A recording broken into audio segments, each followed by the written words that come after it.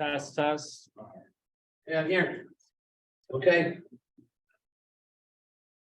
And get the class up.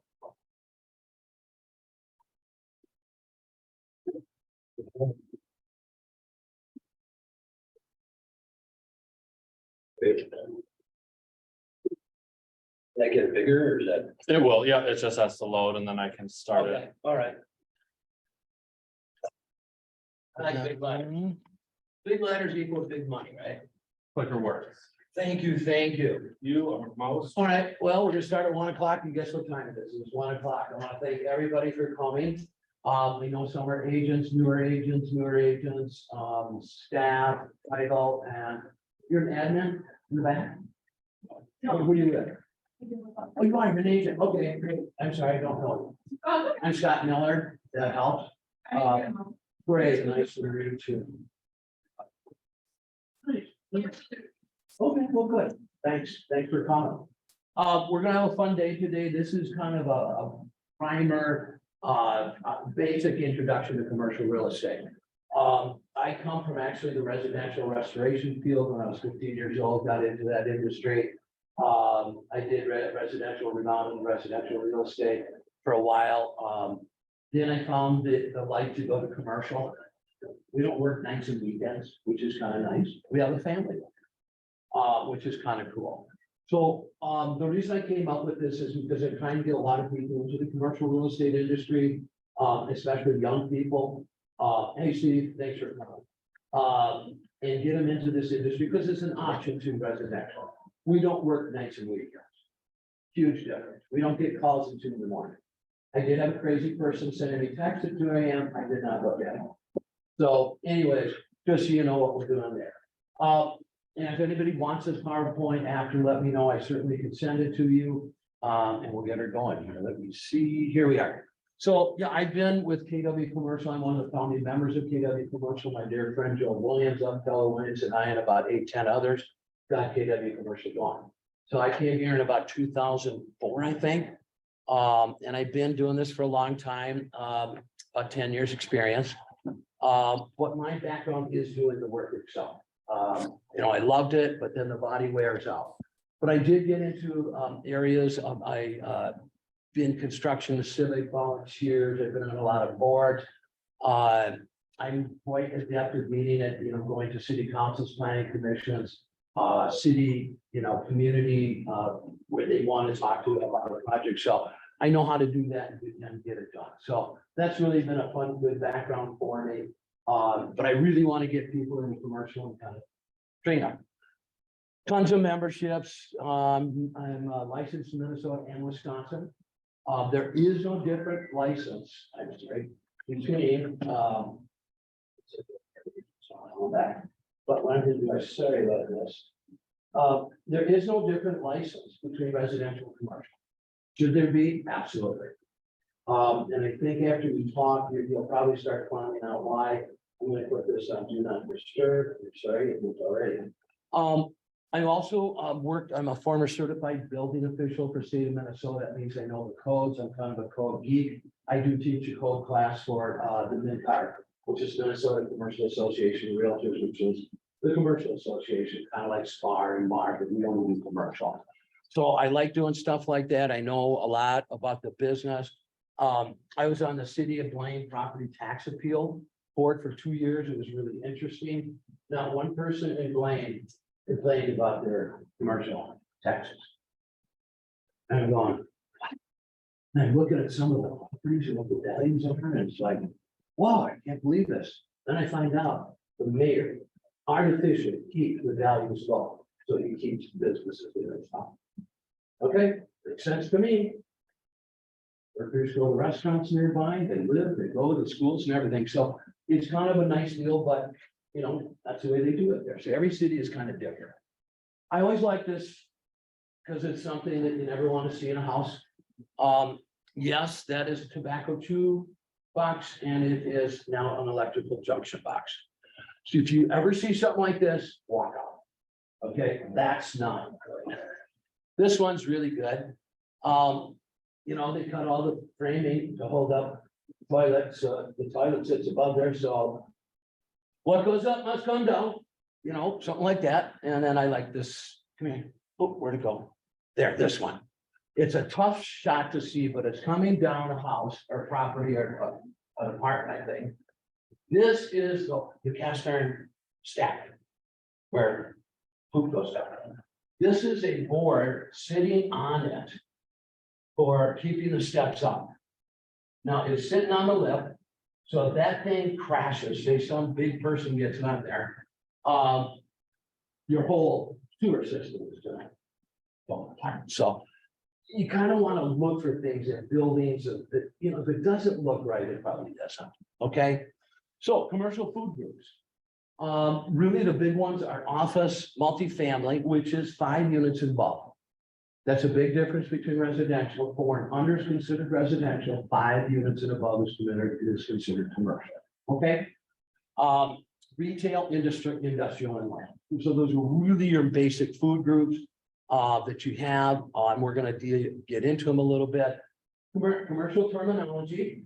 I'm going to hand that out. It's about 11 pages of things. We aren't going to go through all of them, but it's kind of a nice way to figure out what's going on. I'll get you over there.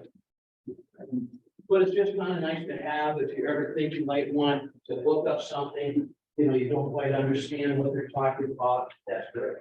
So this is something that you can use, especially title, and especially what you're doing to some of these things. If you see them in a contract, hey, what do you guys want? So some of the terminology, we speak a completely different language than residential. We talk about, let's see if that goes to it. Okay, this is what it is.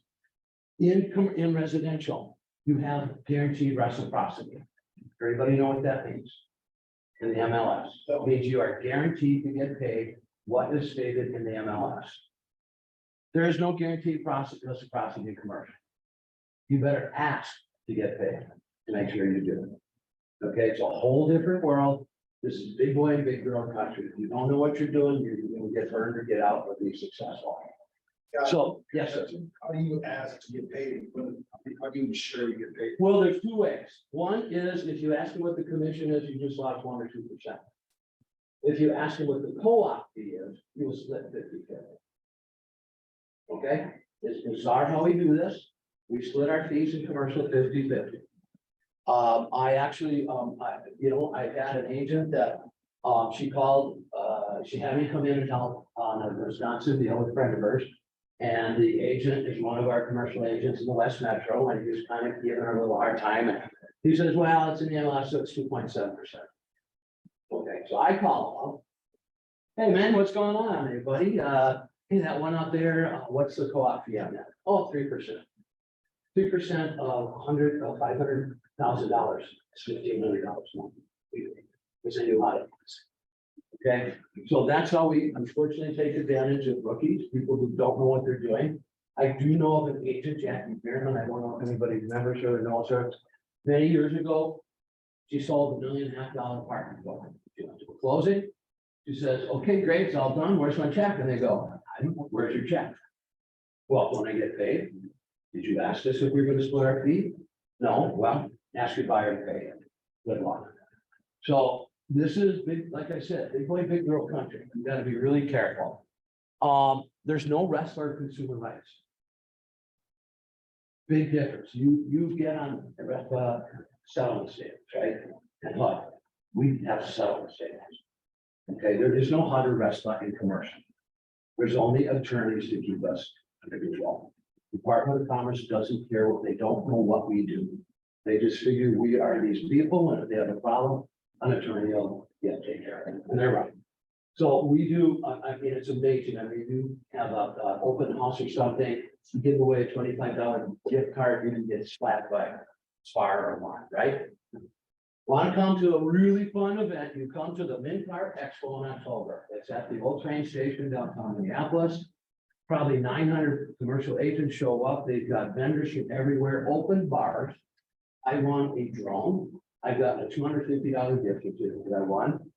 2 years ago, I won a really good bottle of bourbon. It's on much really good bottle of bourbon. I mean, it's completely different what they do compared to residential. So it's much different. Environmental concerns come up in commercial, not in residential. I had a building once where they thought, they went through one of the old directories that there was a dry cleaners in there for 2 years, back in the 50s. And that was all they could find. So unfortunately, that got to be a big problem. The environmental, people don't like dry cleaners, paint stores, or gas stations. But the weird part was, they don't do it on the house next door, environmental. They don't, that's what bothers me. I don't get why, a commercial building, if it's contaminated, if you're next door, you're probably contaminated too, but they don't seem to care, which is bizarre. That part I don't understand. One of the nuances. We have zoning concerns. Can you, right in the middle of a residential neighborhood, can you build a factory? No. We're gonna talk about those. Licensed commercial inspectors. One of my pet peeves, and I don't know if you all know, but inspectors in Minnesota are not licensed. Wisconsin is. They actually take more continuing ed than we do in Minnesota for our license, or Wisconsin license. They have to go 24 hours every 2 years. Wisconsin, I think I'm 18, Minnesota's 50. So it's a huge difference. I do have an issue with that we have home inspectors who are really, all they have is the American Society of Home Inspectors, which is basically meant for certification. It means nothing. If you have a ladder, you have a clipboard, and you got a truck, you're a home inspector and so on. I have issues with that, because I am a former licensed inspector. People should be more trained, because unfortunately I've had deals where people bring in a residential home inspector and they think that a settling crack on a building that's 80 years old is a structural problem. No, folks, when you're 80 years old, you're gonna have cracks inside yourself. So the buildings that people are allowed to lie. So, that's really a pet peeve of mine. Environmental inspections, what they do what's called a phase 1 or a phase 2, which are environmental studies. Phase 1 is just doing the concentric circles around the area of the property and to see maybe there's environmental spills on the block from the gas station, something like that. Phase 2, we're drilling holes to find out what's going on. And that's spending, that gets to be $3,000 to $5,000 a hole. So it's just what we do, surveys, and we work with engineers, civil, mechanical, electrical. We use professionals. We don't have, we probably would bring an electrical contractor in if, they're good commercial, because there's, again, a huge difference between residential electricians and commercial. So these are kind of, some of the main things we deal with in transactions. Different types of funding, much different than FHA, VA, or conventional. Yes, we've got conventional real estate loans, but we're going to be similar to residential, 25% down, very similar. But we have things called mezzanine financing, bridge loans, where it kind of fills in a gap of putting together all the money and kind of, they call it a stack. So sometimes you're going to have a conventional, you might have some mezzanine financing, maybe you got a bridge loan to build the building. Maybe you do interest only is out again now. It was back in the time earlier in the 2000s. Now we're back to commercial lenders will do interest only because they need business. Contractor deeds are back. Old school. Business line of credit, where if you have a business, maybe the SBA, Small Business Administration, can fund you on that for acquisitions. They can fund you for a business line of credit to buy machinery or whatever you need in your business. So there are some government programs there, commercial construction loans and equipment financing. So there's all these different types of finance you can dig into in commercial.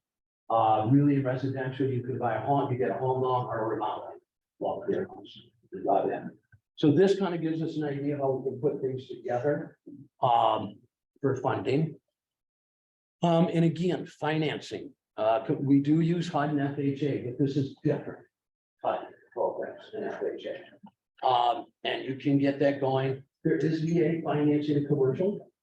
I just found that out, which amazed me. I was unaware of that, but somebody wanted to potentially buy one of my listings and he wanted to know if there was VA financing. But there is, the commercial. And they actually get a little bit of a break off the down payment.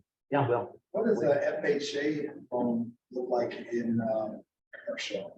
Yeah, FHA, Federal Housing Administration, and HUD, Human that I forget. Well, like in residential, it's 3.5% down in the Right. year term. No, this is FHA would be for multifamily, huge multifamily and HUD. That's where they get really big time. That's where they're gonna do 40-year financing. So it's completely different, even though it says FHA and HUD, it's not like the residential FHA and HUD. So we're gonna be doing a different program. These are 40-year loans. They're not easy to get. You've got a lot of documentation you have to put together. But the interest rates are typically lower on those, so which is nice. And then they're insured by the federal government. Yep, yeah, so which is nice. And again, you know, it's just a different type of thing. Higher down payments, typically, we're gonna be 25%. Small Business Administration, SBA is 10 to 15% down. 10% would be if you've been in the business before and have a track record. 15% if you're a startup or not very well funded. So, you can get shorter terms for loans, recourse versus non-recourse. Recourse financing means you are responsible for that note and that loan if it goes belly up. Non-recourse means you can walk away from it. And you have no recourse at all to that loan, you just walk away. So typically, those will be people who are very well financed or have lots of money. Cash, we love cash, everybody likes cash. I had one cash deal already this year. They figured they're just gonna pay cash, because we went to some doctors. And they're just gonna wait for the rates to come. None of it, which is what we're seeing. Higher credit ratings required. Credit ratings today are everything, and the higher credit rating you have, the better deal you get. Plus, the more money you put down, the better rate you will get. And, you know, so instead of 25%, you're putting 40% down, you'll get a better, you know, you gotta just, go ahead. What does that look like with the higher credit ratings required? 'Cause like we know generally, you know, what the requirements are for certain residential loans. What does that kind of look like in commercial? When you say higher, what does that mean? Well, probably through the SBA, the government, you know, they're gonna be low, you know, lower standard, probably in the low 700.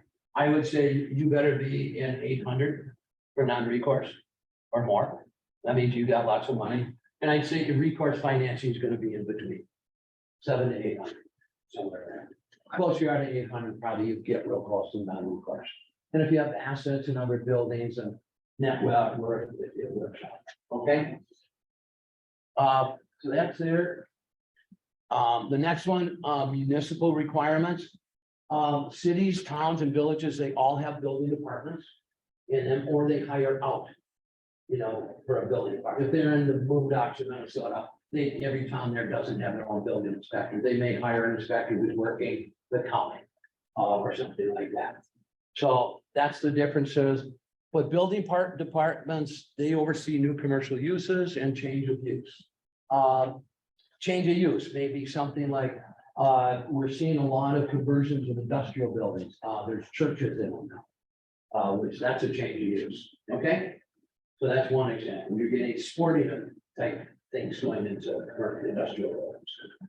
I think that because what happened in COVID, we probably will see potentially, and I don't know why they haven't yet, but why does a grocery store have to be in the shopping center? They kind of trained us, you just drive up and put it in your back trunk, just like going to Goodwill.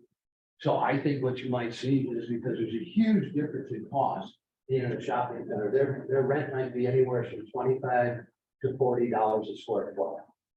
But in a commercial industrial building, their rent might be $15 a foot.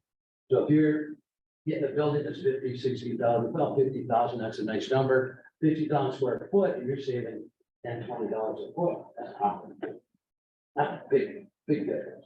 And they got us trained in to do it. You know, you just go up, it's Voltus, buy online, pick up at store, and get all these fun little acronyms, you know, that come out of this. So I think that's what you'll see there.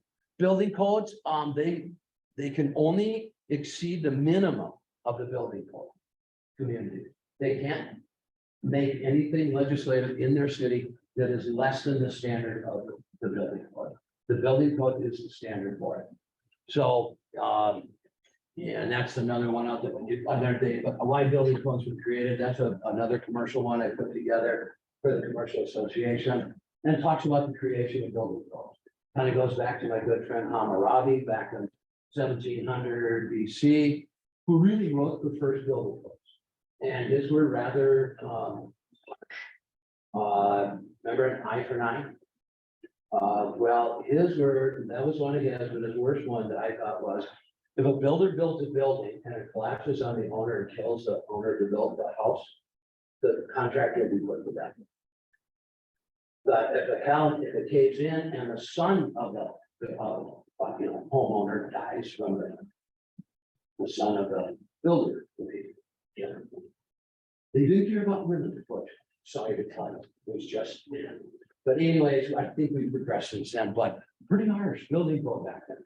Today, it's not quite that. It's a little different. I mean, we are, killing people now. And then zoning codes, these are allow separation of uses. So what we do is a zoning code, it's gonna be like, you want your most polluting and industrial area maybe off here. And then you transition into light industrial, then you might get into retail, and apartments, townhomes, and then single family homes. So it all kind of works outside. You want your, drilling industries outside there, anything that's contaminant. Maybe you got a fireworks factory, but that's got to be 20 miles out of town, so there are restrictions on those things. Development departments, definitely you want to talk to them before, they have people in there, building officials that have civil, all the engineers are in there. Typically, the city will have some person that either works full-time or part-time, again, depending on the size of the community. But they will guide you and you have, with where they want you to go on your application for the building. We're about to do that with one of our clients right now. We're held up a little bit with the planning department. They've got a little issue, but once you get past that, we'll be able to get our application there. And what's nice is you can tell right away. We have another deal. Actually, I think the owner or the buyer is going to go down. Either that or send them an email, but we're not on their calendar, but he said certainly we can come and talk to them. So we're going to send something down to them, to the city. It's actually a town of Oak Grove. We'll get them some information what our client would like to do. And I had a nice talk with the head of the township, very wonderful person, and I kind of will feel right away. Is there any chance that we get this deal? What do you think? He said, I don't really think this is a good problem. Thank you. Now we say, so usually when you go to the build or the cities and planning commissions, you're coming in there with plans, you're engineer, you got architect fees, you probably have survey fees, so you got all this money and you don't even know if they're gonna even supposed to approve it. So it's really nice to develop a relationship with these building departments, which was really nice when I was a building inspector, because that's who taught the classes. Hey, policy, thanks for that. So that's who taught classes to me. So it was really nice. So I go in and meet with people. You know how it is. If you're going face to face with somebody and you know them not so much, you say, hey, John, how's the family doing? And, oh, that class you taught on cement was really nice. Really a fun class to be in. And it is. I know it sounds boring, but it's not. It's really cool for a beach like me. So that's what we want to develop as a relationship with neighborhood groups, which I can do very well, speaking in front of city councils, planning commissions. Which is really nice because if they just go, there ain't no way you're gonna get this. Albertville, we saw some land and the guy goes, I'm sorry, but I can tell you right now, you know where you're gonna. So our client said, right, just came into it, thanks. And that's where we went to a different location. So it's helpful, you can save your client a lot of money that way in commercial by just having a nice relationship. So we've got that, yeah, are you doing that right? Okay. So zoning began, like I said, as a buffer between heavy industrial, manufacturing, refineries, anything like that, so that you could separate it. Again, like I said, commercial properties, light industrial, office, retail, shopping centers, manufacturing. And then you get down to the residential areas, and that's usually surrounded by, apartments, townhouses, and then you get into housing. So it's just kind of a way that they had a traditional way of doing it. Whether it's right or wrong, I don't know, but I don't think you want to be next door, to a Pine Bend refinery with your house. I'm not sure you want to be there. So this kind of gives you an idea why we have zoning, is to prevent that, because many, many years ago, they didn't care where things were. I mean, in the middle of the cities, back in the early 1900s, you had all sorts of bad things going on. So this way, through the years, we've kind of more perfected it, what they want to do. They have more control now, the cities. Do they have too much control? Well, probably, but, you know, we work around it. So this is kind of their building, plumbing, electrical, HVAC, codes. They have their own books.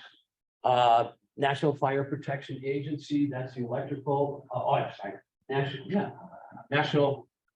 And the NPA, that's supposed to be National Fire Protection, National Electrical Code. Anyways, the IPC is the International Plumbing Code, and we have the mechanical code. So they all have their own codes, and then you have the building code. So these are separate codes that are all different. They all need, I think, once or twice, you know, every few years to update codes, building codes. Maybe because, and I think people know that with COVID, we had all sorts of different changes. All of a sudden, you're very concerned about the filtration systems in the building. Are the ducts sealed up so that you're not getting your contaminated air to go out, because they've had some problems with that. The cold air return, it just gets in there, it escapes in, and it just, all you're doing is recycling the cold air. They also found out that at probably about 40% humidity, that you have a great chance of reducing cold. It clings on to the molecules, and you're supposed to do it with the colds too. It clings on to molecules and falls in floor. So it's kind of a different thing that we've done, separation of spaces, people wearing masks. You can't go to a hospital anymore, not wear a mask. Airlines are, you know, now they've gotten off that. But it's huge difference that they made, and quite a few difference codes have been enacted because of that. Buildings want to get air exchanges. That's really what they want. They want the buildings to get fresh air all the time. So this really prevents cold and COVID, which is kind of cool. LEED, LED, certified buildings. This is a really good program. This has come around with new certification. And it really comes into how energy efficient is your building. Are there contaminants in there that we need to talk about and get out of there? Are you working on this? But it maximizes energy efficiency. And what's cool is lenders love it because they're controlling CAM, common area maintenance, and operating costs. So owners get, because they save money, because maybe they got a solar system, they've got energy efficient, everybody's trying to do this. And basically they could get higher base rent then. And in commercial, we have two rates. One is the base rate, and then the other one would be operational costs and taxes that is on top of that. Because the owner cannot exactly know what his cost for heat, electric, snow plowing, everything's going to be. They come up with a rough number. But the base number would be what you pay your principal payments, principal and interest to the bank. So if somebody is renting out space for $30 a foot, and their costs on that building are 20, and instead this guy's cost is 12, he's making $8 a foot more profit. Banks love that. Because it's better cash flow. So energy efficient buildings are great. And it's a nice way to get a lower interest rate, and you get the lender's attention if you get that. Opposite is older B and C class multifamilies. They used to always have what's called gross rent. You just paid rent, $1,000 a month, okay? They're getting burned on taxes, electrical, gas, everything like that. So now they are now passing it on to a tenant. That's called RUBS. Whoever came up with that, I have no idea. But I'm telling you, I owned a duplex with about 3 other partners. I was the managing partner. We're going way back, many years. Just in St. Paul, close to St. Thomas University. And the tenant calls me up about 10 o'clock at night and screaming that it's just freezing in here. It's the middle of winter, freezing in here. You got to come out right away and see. Oh, I drive out. I look upstairs, second floor, and the window's open with smoke. So I go in, I go, well, what's going on here? Well, I said, why don't you just close the window? Well, then it gets too hot in. Now, you know, I don't do residential. I probably would have shot her at that. That's too stupid to look. But people don't realize that when it's somebody else's money, you spend it like this, and it's yours, okay? When it's your money, it's a little different spending. And that's what you want. I mean, why should you have that window open in the middle of winter? If it's too hot, turn down the thermostat. Not talking.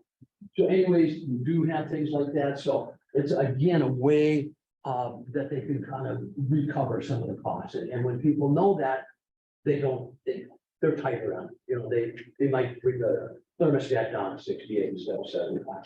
Because they know they're paying for it. BIM, building information and modeling. This is kind of a system that's coming around. This is where we're doing like team design. Where we'll get all the disciplines in. And we kind of do a design build. And we kind of work with one contractor and kind of get working with them on numbers. So it's much easier to have a group working on the rather than bid it out. The bids are all different, all wrong because the plan wasn't right. Then you don't know who's what. So it's nice to kind of narrow down. I did this for many years as your rep, is to work with one, interview some first and then get a good group together and run it down. And that really does save you money on the long run because everybody's there. It's coordinated, you know what's going on. And you could typically, I guess, in England, it realize 15 to 20% savings. So we're gonna see things like that, use of artificial intelligence. And what's going on there. Somebody's gonna have to talk to me about this one because I'm not sure what's this about. And it seems to be the hot trend. So all I know is people under 30 understand it and I don't. So you're smiling. I use it every day. You do. Chat GPT. I use it every day. Great, you're gonna put on a class for me. All right. So the things are popping at us left and right. I mean, it's amazing what happened. So industry publication, and I bought some here. I don't know what you all read, but maybe you want to read these or just take a look, pass those around. This is what I read, industry publication. They're free. And it keeps me in what's going on in the country and local, the Heartland News of Midwest. I've got the business journal here. I've got business magazines. One of them gives me all the information on every store, every industry that is given up, where their stock is at. So every month I get that. So it's a nice way to do it. But France Publications, phenomenal. Wealth Management, unbelievable. I love those guys. They are the best people right here.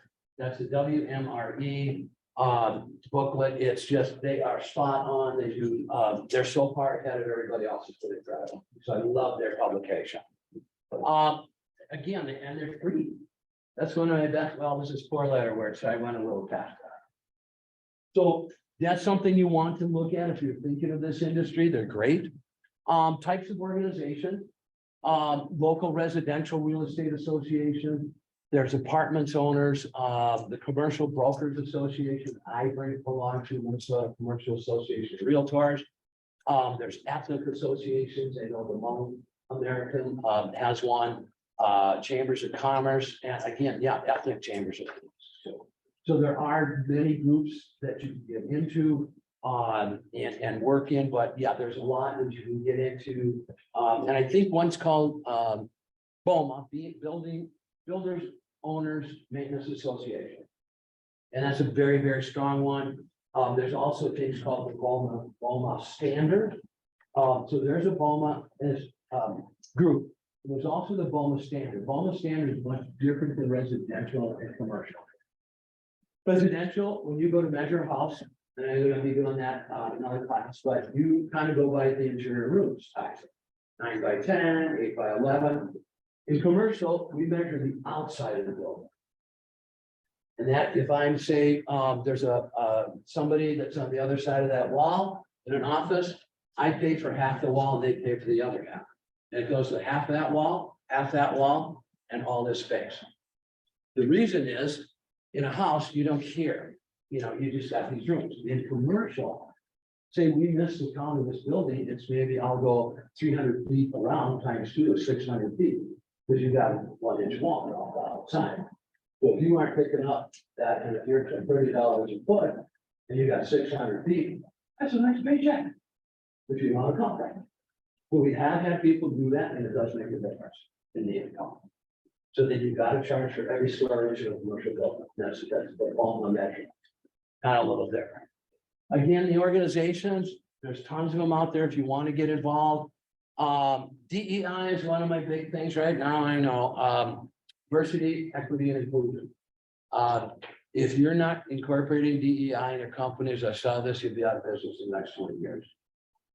So I know there's unfortunate states that are trying to ban DEI, I don't know why. I'm not gonna get too political, but it amazes me how they're trying to do that. So this is where you gotta go and seek younger talent. I've got a few mentees around here, one here, William, Mohammed, Muhammad, Nick is one of mine, Steve's one of mine. So I mean, I try and help where I can.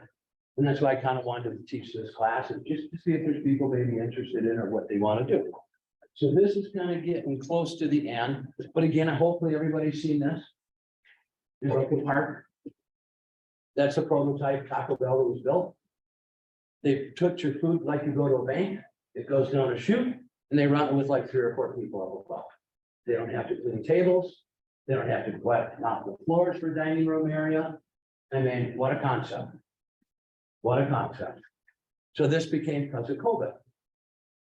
So a lot of times, and that's part of the code thing is, you have catastrophes that lead to ingenuity. And this is incredible. I mean, the guys that came up with this here, I mean, it's just incredible how they did that. That's what drives innovation sometimes is tragedies. So that's what I have. We can do questions, but before we do, I wanted to go over the terminology with you. And I got 2 documents that are probably the most important documents. I'll do those first. These are the 2 most important documents in commercial real estate. Why? They're the rep agreement. And the rep agreement, because again, there's no guaranteed reciprocity that you're going to get paid. So you have to have this, that when you do say you're, for sale by owner in an industrial building. Well, I'm not gonna pay you your fee. Well, now my buyer is, because I have it in here that they have to pay. So there is a big difference on what they have to do. So I'll pass this around. And then also in here, which is much different than residential, compensation conditions. Buyer or tenant purchases and leases or agrees to purchase or lease a property before the end of this contract, or within 180 days, not to exceed 6 months. And it can't exceed 2 years after the end of the contract. Buyer and tenant purchases that property that I showed them, I get paid. Cool, huh? Doesn't work in residential that way. So you have to be very careful how we get paid in commercial. I'll pass these out and kind of yellow those. We'll just take a look, but that is probably the most important document in commercial real estate, because that's what we're trying to do. We're trying to make a living. And that's very, very important. Kind of pays the bill. So anyways, the different technology or terminology, again, we get into rentals, we talk for renting, absolute net. Basically, that means they're acting like they're the owner. Maybe you've heard of triple net lease properties like a Walgreens, Burger King's, Taco Bell's. Triple net means that investors are buying it and the tenant acts as though they're the owner. If the roof leaks, why are you calling? The parking lot needs to be repatched and repaved, don't call me, do it. So it's a very good investment vehicle for people. It's what we call mailbox money. So they may get and buy a nice institutional, Walgreens, I always do a lot of business, so it's very safe. Jimmy's Pharmacy, I don't know if I would buy that, but something that's a national franchise, or a corporate guarantee, which is really nice. So it's just a different way of doing it. So, but they pay all the expenses. So that's what that is. Additional rent, again, that's where they would be asking for expenses, if it's not quite the absolute net. And it really goes kind of in an inverse relationship. For an absolute net, you're gonna get the lowest base rate, lowest cost. If you're doing when the owner has to include everything, you're gonna pay a higher rate, because he's gotta figure in the amount of what's going on. So that's why it is a little bit different. Base year is 12 years from the day the lease starts. Effective rent is the average per square foot paid. Escalation clause That may be that, they may put in that if the prices, the taxes go up more than 5% this year, you have to pay the difference. Or chip in if you, and maybe you only occupy 32% of the building, you would only pay 32% of the expense. You're not paying for everybody, so that's also how that works. So it is a little tricky, but it's way how we keep, things done. Free rent, that's pretty self-explanatory. And full service gross rent, and that's where a lease is, which is the stated rent includes the operating expense, taxes, and everything. Okay, which is very similar to the growth rate. So then they have difference there, modified, net, double, net, triple. I don't want to give you too many of these, but, building class, that's probably a nice one, so most people can see. Class is usually in conjunction with an office property, and refers to the quality of the building. I would say our building here is probably about a B+ class building. A class is gonna be like an attorney's office, wood, marble, those kind of very, very high end finishes. And that's a class A space. That's gonna be the most expensive. Class B, we're kind of like in here, be moderate. You can tell because we probably typically will have not a wood board, but this has vinyl. A lot baseboard. We have the 2x2 ceiling tiles, which are typically found in a B or a building. The lights in here are like that too, you've got the LED lighting of the drop. So this is how you kind of determine that the rent will be less in a building like this. So Class A plus, really nice. Class A, generally 100,000 square feet or more, built since 1980. Class B, renovated, good condition, newer building, small in size, probably wood frame construction. Makes it more susceptible to fire. Class C is POSs, pieces of, the older unrenovated buildings that you probably don't want to go into unless you have a business. And I went in one many years ago, when our guy, yeah, anyways, it's fun what we see. So miscellaneous ADA, I think you all know that because that's going to be a lot of, just commercial, not commercial, but residential terminology. And I think you understand like amortization of how to do an amortization schedule, assignment. In commercial, we do a lot of assignments. Fauci right back behind you out. He did that. We did that on a purchase agreement. We had his name in first. Then what they did was we put and/or assigns in there, and they found a corporation and they assigned his interest to a corporation. So that's what an assignment would be. So a lot of people like to put it that way for protection. They may get an S corp, an LLC, to protect themselves on something like that. So it doesn't hit them first. So there's my favorite, BOMA. It's right there. CAM charges, like I said, common area maintenance, snow plowing, maintaining the outside, there's windows, rust, all that. My insurance people don't do that much anymore. Usually involves relocation, but you're not doing that much. I haven't seen. Circulation is how you get around into the state, basically. Commencement date is the date the lease begins.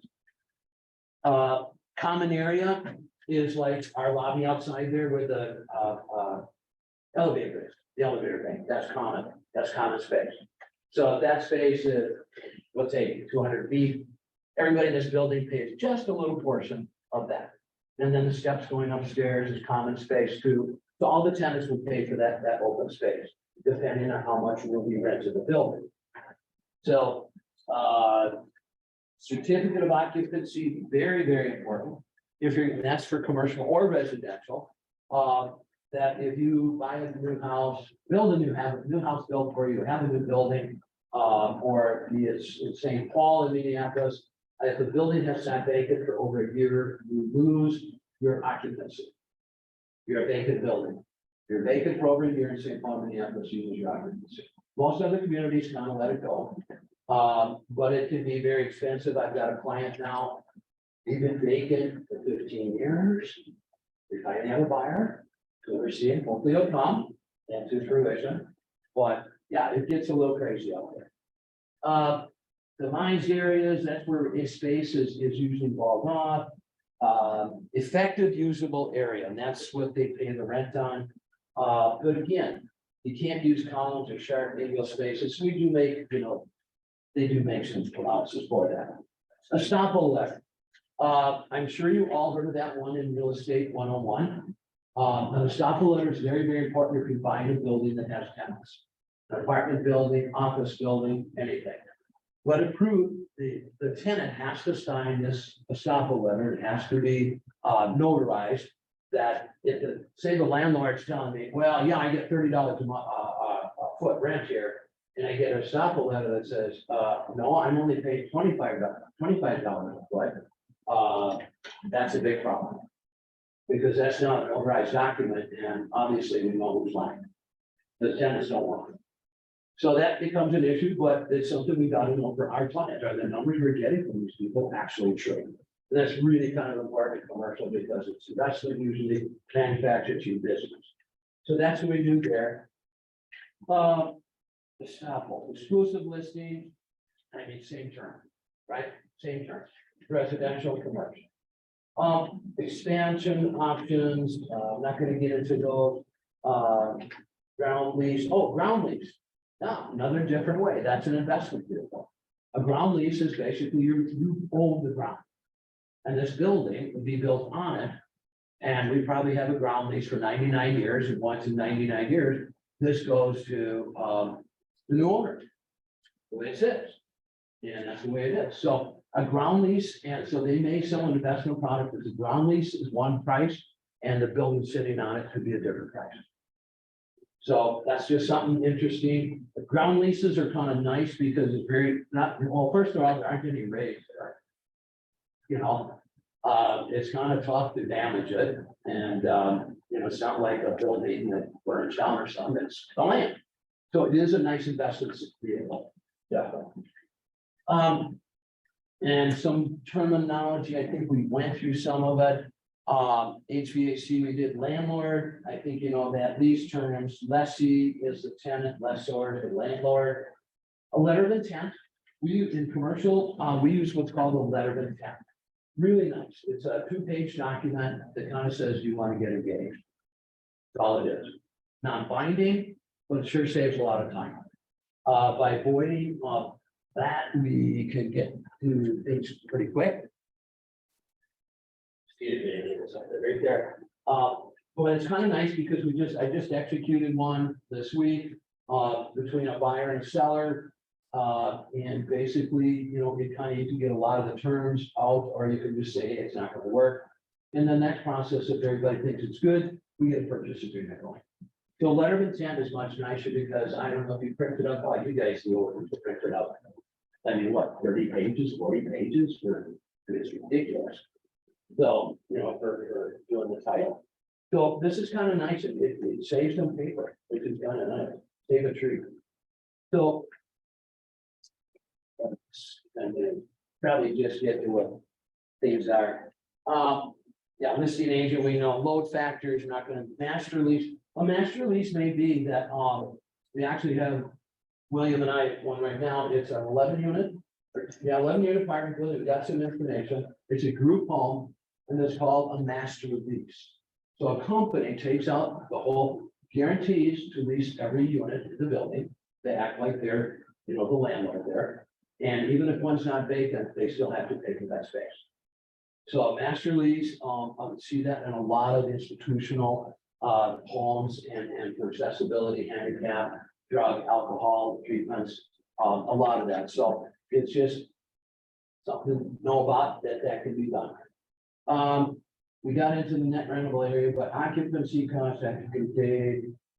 Listing, the operating expenses we talked about. Renewal, principal, request. Okay, a request for proposal, that's called an RFP. Typically, what that does is somebody would send out a request for a proposal to sell their building. They may send it to 3 or 4 brokerages to see who they, comes back, responds to them, and how they can do, what goes on there. So, what you would do that, you're gonna set the space in question, the lease term, expansion, renewal options. A lot of that leases do have renewable options on them. They're stated in the lease as you first start. And it goes right there. Sometimes if you don't do an extension, then you're doing really well, and all this say, geez, I found somebody else for extra space, and I'm paying where I know that you gotta vote. Sorry, so that's kind of nice to have an option to extend it. It's really kind of nice. Space planning, space package, sublease, obviously sublease is a huge thing right now. I think there's millions of square feet in the Twin Cities. That we call, it's ghost. There's no white space, there's nobody in it. Nobody in it. The downtown St. Paul, downtown Minneapolis, it's devastating. How much office space is there? So, that's where they kind of talk about it. I think it's a huge problem. And it's, it's subleasing, now they're trying to sublease. Typically, if you do take sublease space, you're getting a better deal out of it. So maybe the former tenant had a deal that expired in 2028. And they're paying $40 a foot. Well, they're obligated to keep paying $40 a foot. So sometimes what they'll do is they'll get a sublease in there. The person will say, well, that's not my fault that the guy went broke and he's going broke, and I'll pay 25 a foot. Well, 25 a foot is better than nothing, right? So that's what people are doing. And then, in 28, then, they have to sign up. Police there. Well, no, they would assume the lease, they assume the sublease, that's why, so it's advantageous, because they can keep that rate for the next 5 years. And landlords, there's this weird thing, I had a lot of them during the crash, they would rather not they wanted to get their price, but they weren't gonna make it. The problem is, they still got expenses. If that space is empty, it costs them taxes, lights, heat, electric. So I never understood why is there a college that teaches that? There is, where? No, but. Oh. Management company, landlord, in Mounds View Yep. for commercial space. And they actually have told us, as part of this, like, the group of us in the city, they told us that they were taught, if they didn't have at least a couple vacant units, they weren't charging the right price. Yeah, Good, and that's. well, everybody has a different way of running things, but I don't know, because then you, again, one unit, you never make up that rate. You never make that rate. If it's vacant for 1 or 2 months, it's 2,000 a month, you'll never get that 4,000 back. They've got a couple units in that Yeah. specific strip mall that have been vacant for almost a year. Nice, Yeah, good. big corner spots too, one of the vacant ones, that's been about 6 months. Yeah. To me, I don't know, I don't understand where they went to school to learn that. I don't know what school teaches that, economics, because it makes no sense to me. Something's better than nothing, right? I mean, during the crash, there were people, smart ones said, you just cover my costs. Just cover my costs, no base rent, free rent, you cover the cost of the place. That's a smart guy. At least he's got, somebody else is paying the taxes, the heat, the electric, everything, right? The snow shovel, the lawn service. Smart, a lot of people did that during the crash. At least they stayed stable. They weren't maybe making profit, but they weren't losing their building. So, yeah, that's a really rough one. And it's just something that we get used to, we go from there. The next page here. Quick question, do you foresee developers redeveloping these empty office spaces into housing? Depends on the building, it's really difficult. Because of egress. You have huge corridors in the middle where you put, so many buildings, I mean, like. The old IDS tower there, I mean, how do you convert it, because you have so much interior room that you can't have egress to get out in case of the fire. So, and you don't get light and ventilation, you gotta have 10% light and ventilation, how do you do that in an interior room? So that's where I'm not sure, I know they're trying to get some buildings going, I think they're having much more success in some of the ones in the suburbs. They're maybe 4-story tall, and they're redoing those they could do. Because they're not quite as large base. So, yeah, I think that's definitely. you think a lot of the vacancies happened? I'm sorry. Do you think that a large majority of those vacant office buildings or office spaces were due to COVID and all of the? Absolutely. Absolutely. Switching. Absolutely. Right. Yeah, the workers got too used to being home. Nobody wants to go back. They don't want to go back. They really don't. And there's a big move to get them back.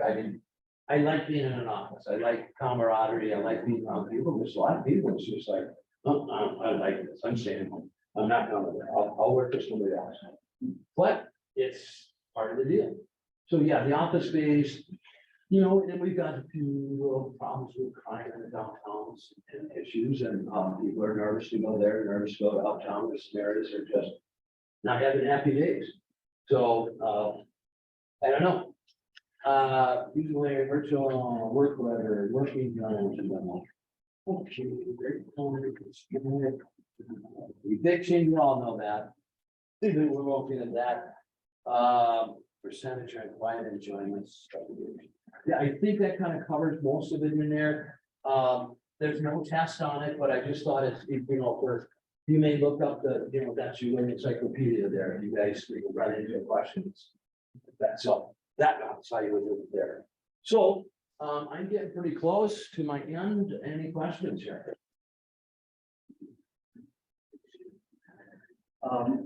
Does commercial real estate and residential real estate go with any habit, like say market wise? No, it's completely different. We didn't go into the crash till 2008 or 9, and we didn't come out until like 2012. So there's a saying that commercial follows residential. We follow rooftop. Build a nice community, lots of rooftops, they need commercial businesses, right? Retail stores, grocery stores, you need all that. So, yeah, it's just part of the difference that we have. But yeah, we're completely different. Again, we don't work nights and weekends. We speak a different language. You know, if you say, again, if you want, what's a commission, you just lost 1%, 2% would be. Because I know I'm gonna have to do your deal. I'm sorry to tell you, but I'm probably gonna have to have you do it. I just got a request for a disclosure, a seller's disclosure in Wisconsin, and she wanted the residential one. This is a commercial property. We're going, oh, okay, I was gonna know what the right one is, right document. So, go ahead. Yeah, I was gonna say, working with you, you know, I'm kind of doing both, right now, just because I'm new and trying to get some cash flow. I would say what I've noticed in my short period of time is commercial transactions are really, they're about the numbers, they're more business oriented. And residential is a lot more emotional, you know, and so I think that there's residential, there's a higher level of communication that's expected, a lot more like psychology probably involved, where in commercial, I think it's more about who you know, how respected you are, how you carry yourself, and then what do the numbers say? Because nobody really, you know, there is some emotional component to it, but it's not nearly the same kind of emotion. Where you're gonna be living in that house for 20 or 30 years. That is a business decision, either makes business sense or doesn't. And you're right, it's a huge, and it is a huge difference. It's, again, we speak a different language than you, we work different hours than you. You know, people, oh, can we see it at 7 o'clock tonight? Why? Locked up, everybody's gone, and they really need dogs, no irons on. Oh, how about Saturday, 10 a.m.? No. Guess what? They're all gone. Same thing. So you see it during business hours, you know, when you see your doctor, during business hours, if you see your doctor, business hours, well, we're business people. So there's a huge difference in there. And the difference also is I can show a 10,000 square foot building in like 20 minutes. How long would it take you to show a 10,000 square foot house? I would think you probably moved in the trailer, you know, for them to stay outside for 4 days, because that's how long it take to go through the whole house. So it's completely different art, you know, what we do, what you do.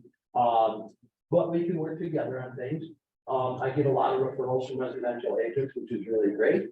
Because they realize that sometimes it's better making money, by a referral than trying to do it yourself and not make any. Plus, it is a violation of the code of ethics, built in code of ethics. If you don't know what you're doing, you better not be doing it. And unfortunately, there's a lot of people that dip their foot into commercial and they get burned. bad, really bad. They don't know what they're doing and they get taken advantage of. And it's just, that's the kind of world commercial is. Sharks eating sharks. Which you don't know actually does hurt either. They What you don't know does actually hurt you. Yes, ma'am, it does, and that's why I wanted to do this class on basic commercial real estate, to see if anybody's thinking of it. Also to kind of explain, which I think is really helpful for you now, Nikki, and you too, on what hopefully it helped you. I don't know if it does or doesn't, but I think by understanding a little bit better as you're doing commercial transactions, you know, because I know you guys want to start doing commercial, right? Okay, so this is, you know, hopefully a good start, right? Because I don't think Partners has had anybody for ever, for commercial. Yeah, Yeah, I know, we can't dabble, yeah. you gotta know, you can't dabble with this. Go ahead. Could you maybe just real briefly, and if anybody wants to go kind of through due diligence and what all those environmental phases means? I know that's, Oh, sure. you know, you get that, I never know what that means and what Sure. kind of that process Right. and what I should be looking for, keeping in touch with when we're Right. having those discussions. Okay. Environmental is really a good one to start with, you're right, I probably should include that too. But basically environmental, what we're talking about is a phase 1 or a phase 2. There is no such thing as a phase 3, just so you know. So a phase 1 is basically starts in a concentric circle with the property, so say it was this building, and they go in like 8, you know, like a concentric circle in every 8th of a mile. They block it off. And what they do is they find out maybe across the street, there used to be an old gas station down there that the tanks leaked and it had migrated all the oil to here and it's still down there, okay? That's a problem. And basically, if they find that, they may have to do what's called a phase 2, is again, where we're drilling holes in the ground. And that's where usually it gets so expensive.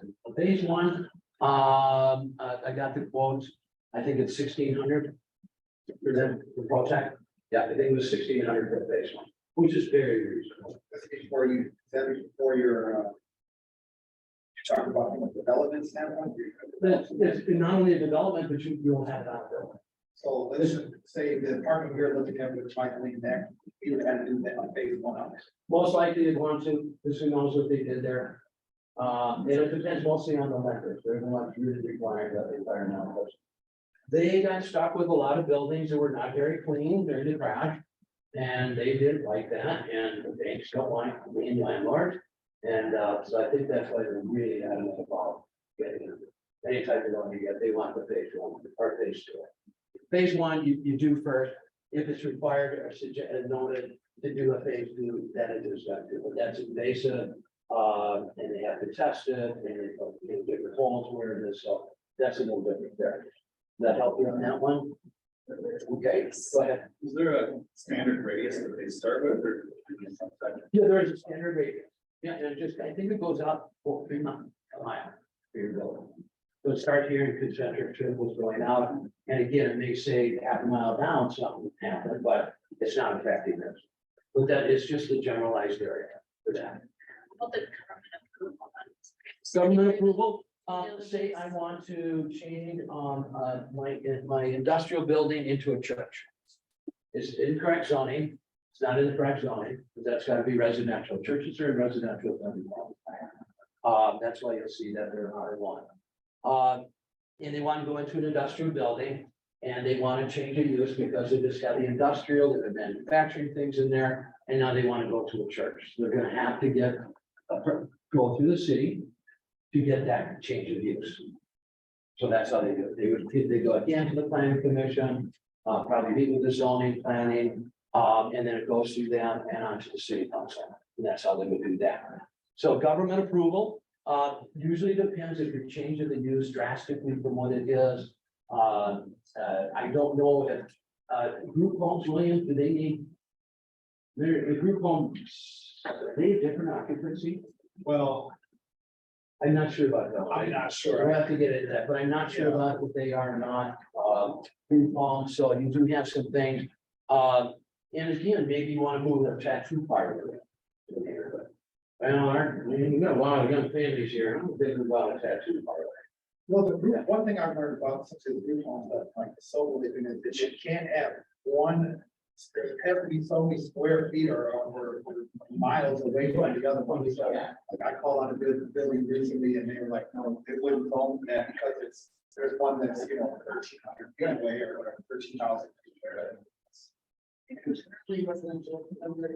Yeah, you're gonna have, you're gonna have something where there's industry treatment and living there, then it can't be a certain amount of people that do other. So sometimes, it's easier to call down the zoning department and say, hey, can they do this? Sure. Or not. No, great, thanks. Go to take this a lot of time. Okay. All right, Okay. you have my contact. Anything else? Last question? Fire investigations, is that? Fire investigation is fire investigating the property, and research what used to be there.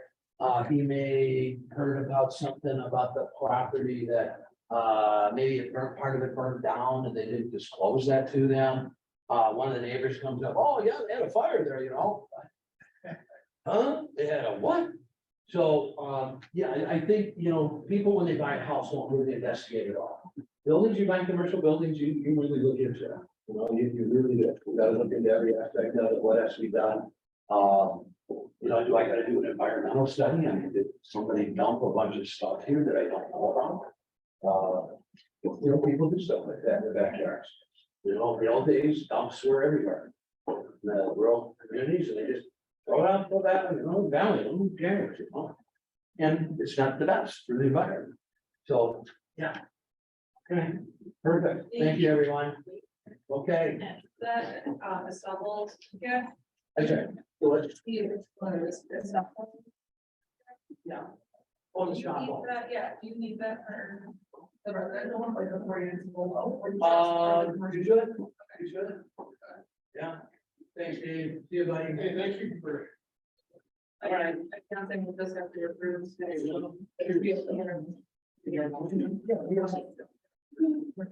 Well, I'll leave it.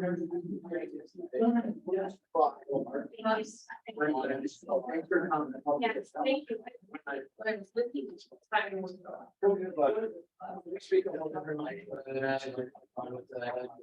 My first line that I resigned after getting licensed was. Oh, okay. You get a set. Well, yeah. What parameters? If you do. Well, what I do is I- You can tell it which one. But then the other one was looking to be like purchase a. One. Okay.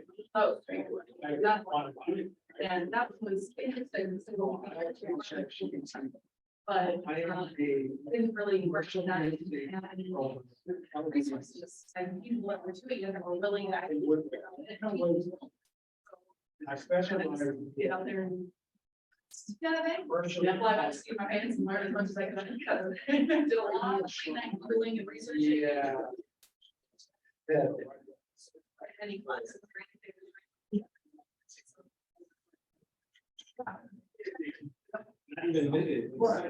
I hear.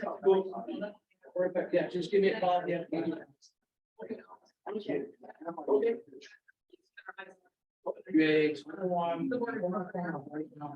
You're supposed to get back to us last night. All right. When do I get this one down now? I don't know.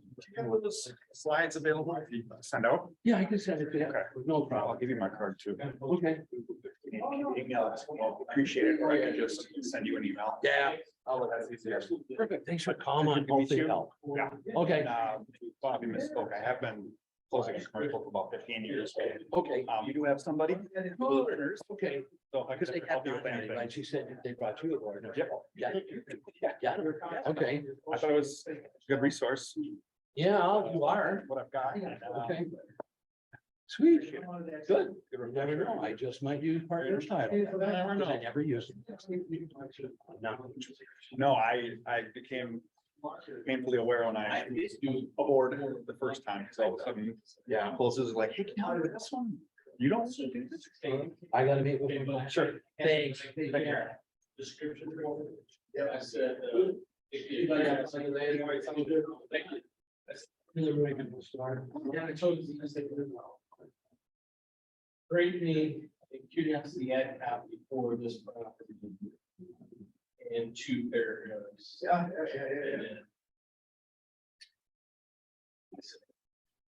But it's good enough. So, right, and then sometimes then I just tweak it. Yeah. How much time did that? That was second. I'm not words. Yeah, it was. I'm good, like. Yeah. Yeah. It's cool. Yeah.